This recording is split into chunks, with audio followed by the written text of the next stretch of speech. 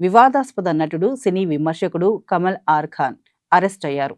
ముంబైలోని ఓషివారా ఏరియాలో ఈ నెల 18న జరిగిన కాల్పుల ఘటనలో ప్రధాన నిందితుడిగా గుర్తించిన పోలీసులు ఆయన్ని అదుపులోకి తీసుకున్నారు.